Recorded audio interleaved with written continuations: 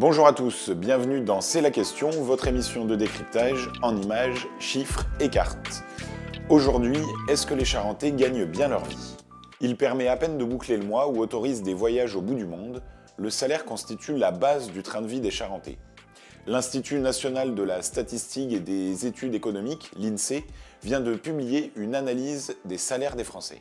Disparité entre départements, villes et genres, nous avons passé les fiches de paie des 121 000 salariés charentais au rayon X. Le salaire moyen en Charente s'établit à 2 245 € net mensuels, toutes catégories professionnelles confondues. Dans le détail, les cadres charentais gagnent en moyenne 3 822 €, les professions intermédiaires 2 457 et les employés 1 790. Les ouvriers charentais sont même ceux qui gagnent le mieux leur vie comparé aux départements voisins, avec 1 896 € net.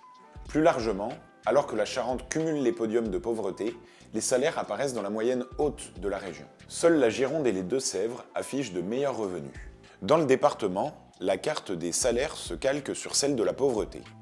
L'agglo de Cognac et celle d'Angoulême, territoires les plus prospères, tirent leur épingle du jeu. Toutes catégories confondues, le salaire s'élève à 2 450 € dans le Cognacais et 2 267 € dans l'Angoumois. Des niveaux comparables aux agglomérations de Poitiers ou La Rochelle. A l'inverse, les territoires les moins généreux sont aussi les plus pauvres. Le salaire moyen dans le Ruffécois s'établit ainsi à 1 973 €, en Charente-Limousine à 2 063.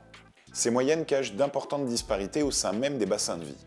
Dans le Grand Cognac, avec 4 323 € par mois, un cadre gagne près de 2 500 € de plus qu'un employé. Les territoires les moins inégalitaires sont le Ruffécois et le secteur de Villebois-la-Valette, avec des écarts autour de 1 650 € entre les hauts et les bas salaires. En Charente aussi, le chemin vers l'égalité salariale entre les hommes et les femmes est encore long. Les Charentaises gagnent en moyenne 300 € de moins que leurs homologues masculins, à 2 058 € mensuels contre 2 373 €. Les disparités varient selon le grade. À poste égal, une cadre reçoit en moyenne 644 € de moins qu'un homme. Les employés accusent la moins grande différence, avec 89 € de plus pour les hommes. L'injustice s'accroît au cours de la vie active. Si les jeunes femmes de 18 à 25 ans gagnent seulement 80 € de moins que les jeunes hommes, les femmes de 50 ans et plus touchent 542 € de moins par mois. Cela s'explique notamment par des promotions et une évolution de carrière plus longue à obtenir pour les femmes, ainsi que les congés maternité, qui mettent parfois un coup d'arrêt à l'ascension professionnelle. Ces comparaisons rendent certaines inégalités abyssales. Voici le portrait robot des salaires aux deux extrémités du spectre.